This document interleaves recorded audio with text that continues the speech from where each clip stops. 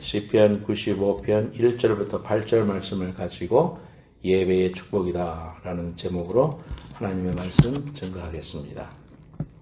어느 부부가 예배를 드리고 집으로 이제 돌아가면서 이런저런 이야기를 나눴습니다. 아내가 남편에게 묻습니다. 여보, 오늘 기도한 장로님이 기도를 얼버무리는 것을 들었죠? 자, 남편 대답이요. 아니, 못 들었어. 아내가 다시 묻습니다. 오늘 성가대 찬양할 때 이 집사 얼굴이 너무 빨갛지 않아요? 그랬습니다. 나 못 봤는데. 아내가 의아한 표정으로 다시 묻습니다. 그럼 오늘 설교할 때 목사님 넥타이가 삐뚤어져 있던 거 봤지요? 그래? 나 오늘 못 봤는데. 그래서 아내가 답답해서 다시 묻습니다. 아니, 당신은 예배 시간에 무엇을 하고 있었기에 아무것도 못 봤단 말이요. 잠만 잤어요? 그러자 남편이 대답합니다. 나는 예배 드리느라고 정신이 없었어. 목사님이 설교하실 때 나를 위하여 돌아가신 예수님 십자가가 내 눈을 가려서 눈물만 났어. 그랬답니다. 두 사람이 똑같이 예배를 드렸는데 한 사람은 다른 것을 봤고 또 한 사람은 또 다른 것을 봤습니다. 요한복음 4장 23절에 예배하는 자는 신령과 진정으로 예배하라 그러시면서 그 말씀 전에 하나님은 예배하는 자를 찾으신다 그랬습니다. 그래서 우리가 하나님이 기뻐하시는 예배, 하나님이 바라시는 예배를 드려야 되는데 하나님이 기뻐하시는 예배, 하나님이 요구하시는 그런 예배를 드리지 못하고 인본적인 예배도 드릴 수가 있구나 그런 생각이 듭니다. 여러분이나 저나 철저하게 우리가 어려서부터 신앙생활하면서 깨달은 건 뭐냐 하면은 예배를 잘 드려야 된다. 예배는 드려야 된다. 일생 동안 예배를 잘 드리는 사람이 되라. 그런 이야기를 여러분들도 듣고 또 여러분들도 그렇게 이야기했을 것입니다. 저희 아이들에게 다른 것은 못 해줬지만은 자기 전에 아빠 기도해 주세요 라고 했을 때 가서 머리에 손을 얹고 항상 침대에서 아이들을 위해서 기도해 줄 때 하나님을 사랑하고 예배를 잘하는 우리 아이들이 되게 해 주십시오 라고 이런 기도를 계속해서 드렸습니다. 어려서부터 그리고 뭐 배우자를 위한 기도도 했고 그렇지만은 가장 중요한 기도가 믿음 생활 잘할 수 있도록 예배를 드리는 삶이 우리 신앙생활에 있어서 얼마나 중요한가 뭐 지나치지 않습니다. every time 강조를 해도 지나치지 않습니다. 예배를 잘 드려야 신앙이 성공하고 신앙이 성공해야 생활이 성공할 수 있거든요. 그래서 저와 여러분들이 오늘 이 자리에 앉아 있는 거 아닙니까? 그래서 우리가 예배를 잘 드려야 됩니다. 예배를 드리는데 그냥 밖에 있는 것보다 안에 들어온 게 낫다. 뭐 그 말도 맞을 수 있지만 그러나 안에 들어와 있지만 우리가 하나님의 마음속에 들어가야 되는데 그 장소도 중요하지만은 영적으로 하나님이 받으실 만한 그런 예배를 잘 드려야 그 예배를 통해서 힘을 얻고 하나님의 임재를 경험하고 만나고 돌아가는 그런 은혜를 받을 수 있다. 그래서 성경에 보면 너희들이 마당만 밟고 간다. 성전이 있으면 마당이 있었어요. 이방인의 뜰이 있고 여인들의 뜰이 있고 그래서 그 법궤가 있던 그 지성소 하나님의 영이 임재하고 있었던 그 장소까지 못 들어가고 그냥 마당만 밟고 예배를 드렸다 하면서 돌아가는 사람들이 많았기 때문에 그 성경에 그런 이야기가 있는 거예요. 너희들이 마당만 밟고 가는도다 그랬습니다. 우리의 예배를 실패하면 인생을 실패합니다. 저와 여러분들이 예배를 안 드리고 제가 목사지만은 예배를 제대로 안 드리고 뭐 몇 달을 지내보면은 사람이 강팍해지게 됩니다. 여러분들도 마찬가지입니다. 육신전 생각이 가득 차게 되고 또 믿음의 말이 안 나오고 그저 말하는 것마다 하나님이 기뻐하시 하는 일을 하게 되는 죄성을 가진 존재임을 알게 될 겁니다. 우리가 팬데믹을 지나면서 그런 것들도 많이 체험했을 겁니다. 우리가 다시 예배를 회복하고 대면 예배를 통해서 하나님과 깊이 만나는 이러한 예배를 성공시켜야 됩니다. 자, 그러려면은 예배를 잘 드리고 예배를 하나님 앞에 잘 온전히 올려드리고 예배에서 성공한다는 말이 하나님이 기뻐 받으시는 예배, 응답이 있고 이렇게 오고 가고 하는 커뮤니케이션이 있는 그러한 응답이 있는 예배를 드리면은 우리에게 어떤 축복이 있는가 오늘 두 가지 생각해 보려고 합니다. 따라합시다. 예배를 드리면 기쁨의 축복이 있다. 시작. 예배를 드리면 기쁨의 축복이 있다. 오늘 본문 말씀 1절에 오라, come 그랬죠? 우리가 여호와께 노래하며 우리의 구원의 반석을 향하여 즐거이 외치자. 주님은 반석이시잖아요. 주님이 반석이십니다. 그래서 우리의 구원의 반석, 우리를 구원해 주신 그분을 만나고 그분을 향하여 노래하고 함께 와서 예배하자. 그렇게 말하는 겁니다. 시편 40편 2절에도 이 구원의 반석에 대한 이야기가 있습니다.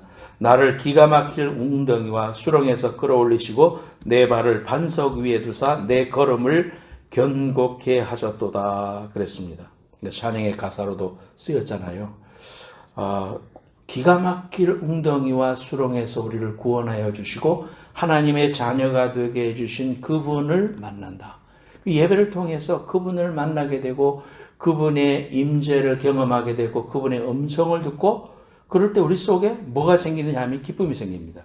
예수 믿고 뭐가 제일 변화가 되느냐? 그것은 우리 속에 감사가 넘치죠. 이 감사가 넘치게 되면은 기쁨이 넘치는 겁니다. 즐거움이 생기는 겁니다. 그저 실실 웃고 이렇게 정신 나간 사람처럼 그렇게 될 만큼 우리가 하나님과의 사랑을 경험하면 그렇습니다. 제가 아내와 더불어 첫 번째 데이트를 하고 집에 돌아온 다음에 그저 실실 웃었습니다. 너무 좋아가지고 그냥 입이 이렇게 올라가고 그 자매를 생각하니까 너무 가슴이 뿌듯하고 그날 하루 아무것도 안 먹어도 배고프지 않는다. 이 표현이 될 만큼 여자친구를 만나고 첫 데이트를 하고 왔을 때 제 마음이 그렇게 기쁘고 즐거움이 넘쳤어요. 그런 것처럼 우리가 나의 창조자, 나의 구원자를 뵙는 그런 기쁨의 감격이 있죠. 오늘 기쁨의 찬양을 우리가 많이 불렀는데요. 기뻐하며 함께 노래 부르리. 그 두 번째 보면 나의 창조자, 나의 구원자, 가장 귀한 나의 예수님 찬양합니다. 그래서 나의 창조자, 나를 지으시고 나를 구원하여 주시고 하나님의 자녀로 삼아주신 그분을 만나니까 우리가 기쁘기 즐겁지 않으면 너무나 기쁜 겁니다. 우리가 보통 사극을 보면 아침 문안 인사를 드리러 왕이 자기 어머님한테 갑니다.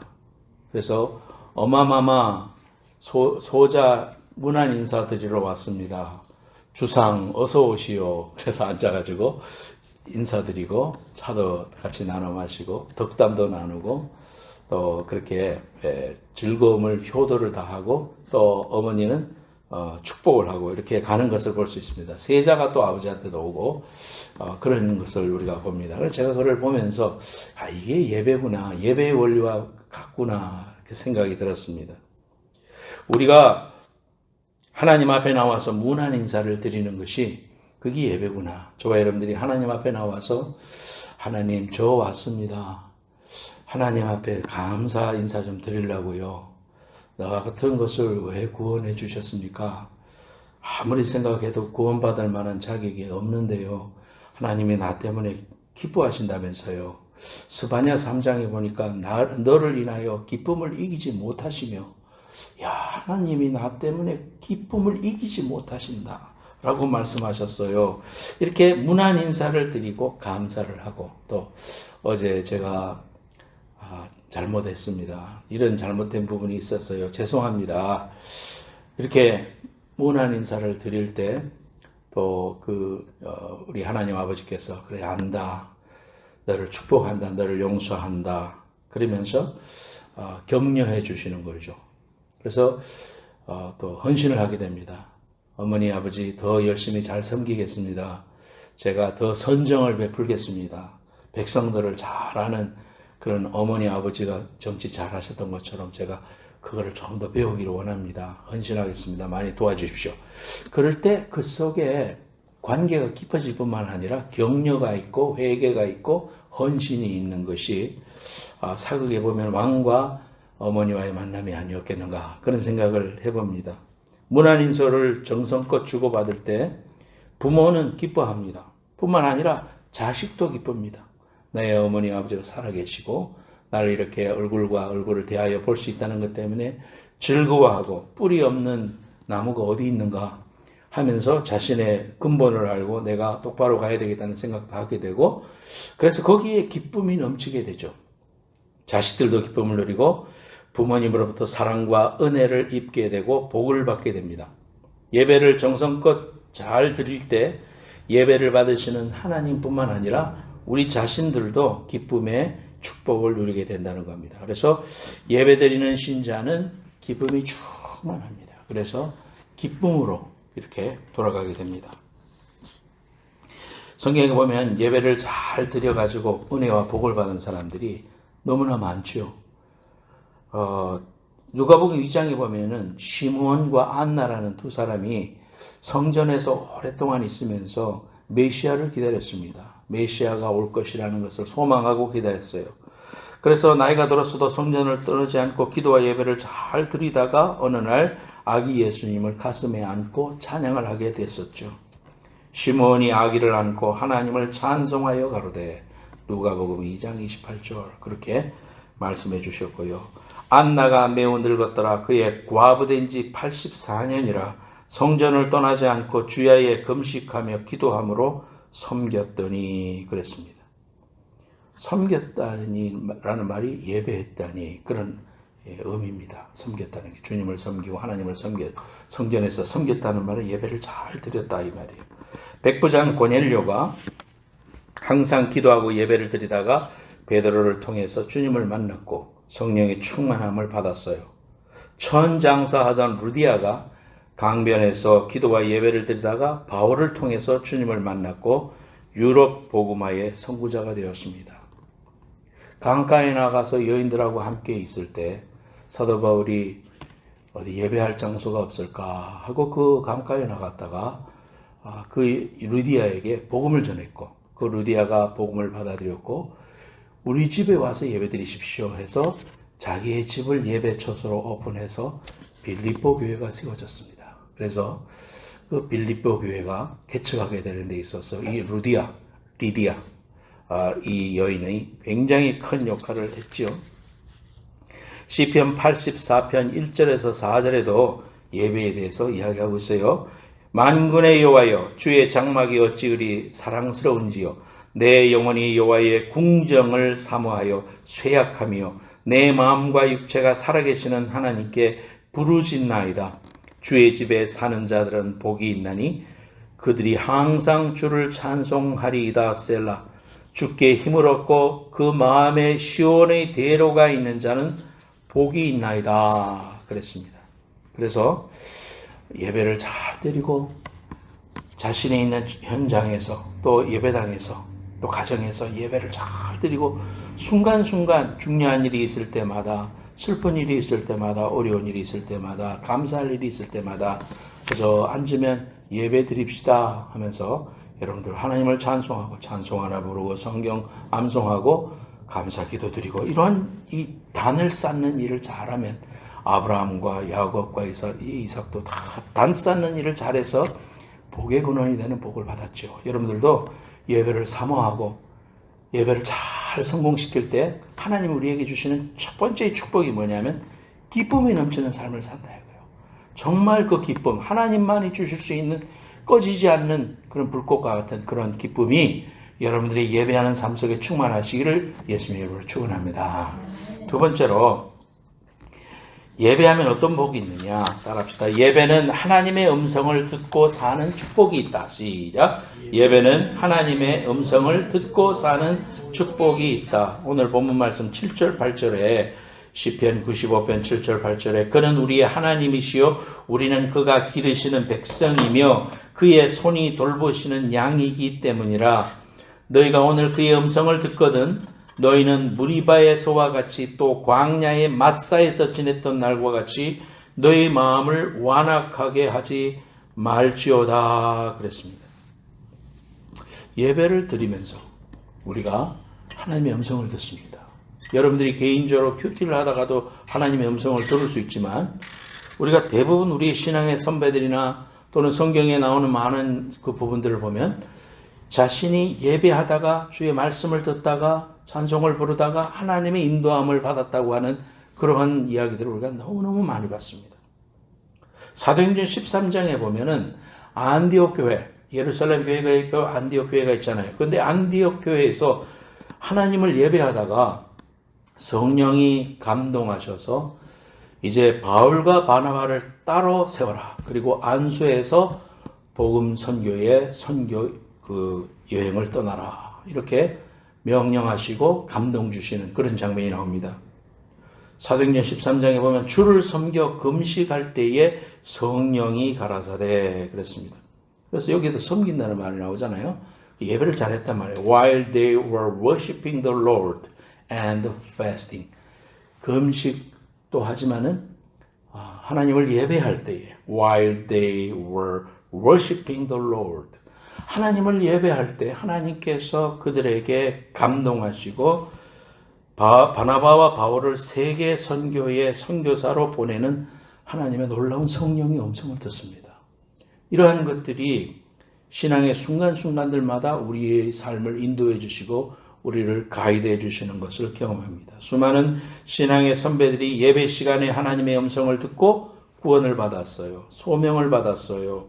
기도 응답을 받았어요. 하나님의 인도하심을 받았어요. 하나님의 터치를 경험했어요. 예배를 마칠 때 축도를 하잖아요. 이제는 예수 그리스도의 은혜와 하나님 아버지의 사랑과 성령님의 감화감동하심이 오늘 이 자리에 모인 모든 분들에게 영원히 함께 있기를 축원합니다.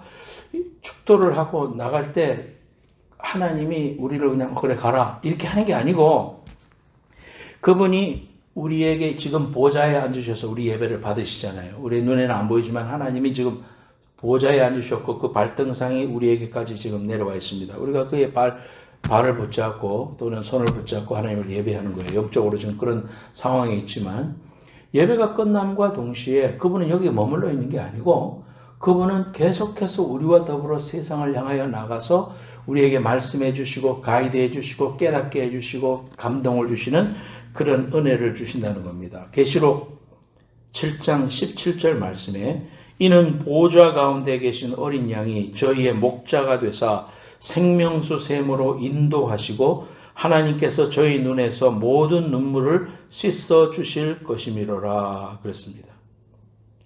이북에 감금이 당해가지고 또는 공산당 지하 속에서 예배를 못 드려가지고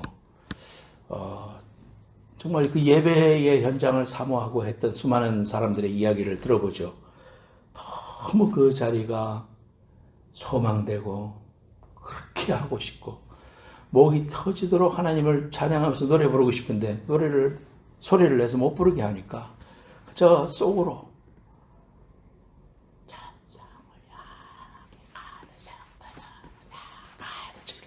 이렇게 불렀다는 거예요. 혼자 막 목이 메일 정도로 그렇게 예배를 그렇게 드렸다는 겁니다. 보좌에 앉아서 예배를 받으시는 어린 예수님께서 선한 목자가 되어서 우리를 인도해 주신다. 이것이 예배자의 축복이다 이 말이에요. 그래서 예배를 드리면 하나님이 음성을 듣게 해주시고 우리를 가이드해 주시고 축복해 주십니다. 이런 예배자의 축복이 있음에도 불구하고 많은 사람들은 또 나는 예배를 통해서 하나님의 음성을 들은 적이 없어 이렇게 고백하는 사람들도 있지 않습니까? 왜 그러냐면은 유명한 신학자가 두 가지 이유를 말했습니다. 첫째는 예배에 온전히 집중하지 못해서 그렇다. 하나님을 바라보고 예배해야 되는데 아까 그 아내처럼 목사님 이 넥타이 삐뚤어진 거 보고 주보에 철자가 틀린 게 있는가 동그라미 쳐가지고 그런 거 검사하고 또 성가대에서 졸고 있는 사람이 누군가 검사하고 그런 거 하다가 집에 돌아가니까 예배에 집중을 못하는 거죠. 하나님이 오늘 말씀해 주시는데 누구에게나 똑같이 지금 말씀해 주시는데 귀를 딱 닫아놓고 내가 보고 싶은 거 보고 하고 싶은 거 하고 그러다가 돌아가니까 마음이 공허해질 수밖에 없지 않겠는가. 예배는 집중해야 된다. 누구에게? 하나님께. 하나님이 받으시니까 찬양할 때도 항상 나를 위해서 십자가 위에서 피 흘려주신 예수 그리스도의 그 귀하신 사랑에 집중하면서 불러야 되고 또 성경을 볼 때도 하나님의 구원 계획이 뭔가, 내가 섬기는 하나님이 어떤 분이신가 정말 사모하는 마음으로 그렇게 성경을 읽어야 되고, 기도할 때도 하나님의 음성을 듣고 내가 처음에는 기도할 때 자꾸 하나님께 주세요, 주세요, 이것도 주세요, 저것도 주세요 막 그렇게 기도하지만, 기도가 이제 깊어지고 많이 하다 보면 어떻게 됩니까? 하나님이 이제 말씀해 주셔요. 마음속으로 감동을 주시면 내가 변화되어야 될 부분이 뭔가, 내가 이제 앞으로 어떻게 살아야 됩니까? 하나님, 내가 어떻게 하나님 앞에 신앙생활을 할까요? 내가 무엇을 할까요? 이 건강으로 하나님을 위해서 어떻게 살까요? 이렇게 물어보게 되잖아요. 그래, 하나님이 내게 이제 말씀해 주시고, 그러면서 비로소 내가 변화가 되고 하나님의 은혜를 경험하게 되는 신비한 은혜 속으로 들어가게 된다 이 말이에요. 이런 하나님의 은혜를 경험할 수 있는 것, 그게 온전히 집중할 때 된다. 두 번째로는 하나님의 음성이 오는데도 순종할 마음이 없기 때문에 그 음성을 들을 수가 없는 거예요. 오늘 본문 말씀에도 오늘날 그의 음성을 듣거든 너희는 무리바에서와 같이 광야의 마사에서 지냈던 날과 같이 너희 마음을 완악하게 하지 마라. 그 무리바라는 말이 그 소금이 많아가지고 물을 팠는데도 쓴물이 나오니까 먹을 게 없고 물이 없으니까 사람들이 막 모세한테 대들었어요. 하나님께 대들었다. 하나님과 다투었다. 그 말이 이제 무리바라는 말이거든요. 그래서 마사라는 말도 같은 지역에서 있었던 사실을 가리키는 것 같아요. 그래서 이런 사실을 보면 하나님과 다투었다. 마음이 강팍해져 가지고 하나님의 은혜를 생각하지 못하고 하나님의 축복을 바라보지 못하고 내게 지금 불편한 거, 내가 지금 원하는 거, 그거 안 해준다고 불평하고 불만하고 막 하나님 앞에, 하나님이 정말 맞습니까? 나를 사랑한다면서요. 하나님이 이것도 못 들어줍니까? 이렇게 말하고 있는 이러한 강팍한 심령들을 향해서 말씀하고 있는 거예요. 너희들이 마음을 완악하게 하지 말아라. 단 마음을 가져라. 순한 마음을 가져라. 하나님께 감사하는 마음을 가져라. 하나님이 말씀하시는 것에 대해서 순종할 마음이 없이 들으면 하나님이 말씀해 주신 들 순종할 마음이 없는데 그것이 내 귀에 들어오겠습니까? 히브리서 3장 7절 8절에 그러므로 성령이 이르신 바와 같이 오늘날 너희가 그의 음성을 듣거든 노하심을 격동하여 광야에서 시험하던 때와 같이 너희 마음을 강팍해 하지 말라. 출애굽기 17장 7절에 있는 말씀을 리스테이트먼 하는 거예요. 신약에서. 출애굽기 17장 7절에는 무슨 말이 있으면 그가 그곳 이름을 마사라 또는 무리바라 불렀으니 이는 이스라엘 자손이 다투었으며 또는 그들이 여호와를 시험하여 이르기를 여호와께서 우리 중에 계신가 아닌가 하였음이더라 그랬습니다. 하나님이 무슨 말씀을 하든지 순종하겠습니다. 주님 말씀하옵소서. 순종하겠습니다. 이런 자세, 이게 있을 때 하나님의 음성이 귀에 들리는 거예요. 이런 심령이 없이 내가 원하는 것만 하고 하나님이 내게 쓴소리 하시면 나는 안 들을란다 라고 한다면 하나님 음성 없다 이 말이에요. 그래서 우리는 순종하겠습니다. 다 같이 따라하세요. 순종하겠습니다. 순종하겠습니다. 하나님 앞에 이런 자세로 예배도 하고 말씀도 듣고 또 묵상도 하고 하나님이 내게 하기 싫은 것이라도 하라고 하면 순종할 줄 아는 이런 순종의 사람이 될 때 하나님이 자꾸 우리에게 음성을 주시고 길을 가르쳐 주시고 인도해 주십니다. 21일 다니엘 기도회에 어젠가요? 정선희 씨, 개그맨 정선희 씨가 나왔더라고. 그 개그맨 정선희 씨 그냥 국동방송에도 나오고 뭐 기독교 CTV에도 나오고 그래서 참 웃음만 있고 그런 줄 알았는데 그분의 간청을 들어보니까 너무 깊은 상처와 어려움을 너무 많이 겪었더라고요. 개그맨이니까 또 너무 말도 너무 잘해. 재밌게도 잘하고 그런데 제가 어제 그걸 들으면서요 막 울었어요. 눈물이 막 흘러요. 너무 어려운 상황 속에서 하나님이 그 자매를 변화시켜 주시고 하나님이 그 사람을 통해서 마른 막대기라도 이런 것을 오픈해서라도 이 좋으신 하나님 너를 사랑한다라고 말씀해 주신 그 하나님이 여러분에게도 똑같이 말씀해 주십니다 하면서 복음을 증거하는데 참 감동이 되더라고요. 여러분, 예배를 통해 가지고 우리가 하나님 앞에 나아가는 이 예배는 신앙의 마지노선입니다. 예배를 포기하면 여러분들은 모든 게 끝나는 거예요. 예배를 등한시 여기고 예배의 우선순위가 셋째, 넷째로 가는 순간 우리 신앙은 타락하고 우리는 하나님 우선주의로 살지 못하게 돼요. 어떤 순간에도 내가 평생 주님을 섬기고 예배하는 일에 내 목숨을 걸리라. 기쁨으로 주를 예배하고 순종하는 그런 하루하루가 돼야 되겠다. 이렇게 결단하셔야 됩니다.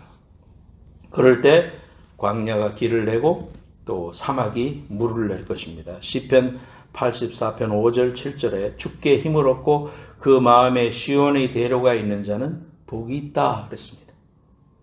그들이 눈물 골짜기로 지나갈 때에 그곳에 많은 샘이 있을 것이며 이른비가 복을 채워주나이다. 그들은 힘을 얻고 더 얻어 나아가 시온에서 하나님 앞에 각기 나타나리이다.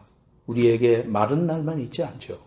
때로는 어려운 일도 있고 눈물 골짜기를 걸어갈 때도 있고 정말 사망의 음침한 골짜기를 혼자 걸어가는 듯한 그런 순간에 우리가 있을 때도 있지만 그러나 그 가운데서도 마음에 시온의 대로가 있는 자, 내 마음에 하나님을 향하여 예배의 자리가 열려 있는 자, 하나님을 향하여 내 삶을 결단하고 내가 죽을 때까지 주님 나라 갈 때까지 예배하는 일에는 내 삶의 가장 최선의 우선순위를 지키리라. 생명보다도 귀하게 신앙의 귀한 선배들처럼 그렇게 살리라 결단하는 사람에게 하나님께서 사막에 강물을 내시고 길을 내시는 귀한 은혜를 주시겠다고 약속해 주셨어요. 여러분 속에 이 예배에 대한 다짐을 새롭게 하고 결단하는 귀한 은혜가 있기를 예수님의 이름으로 축원합니다.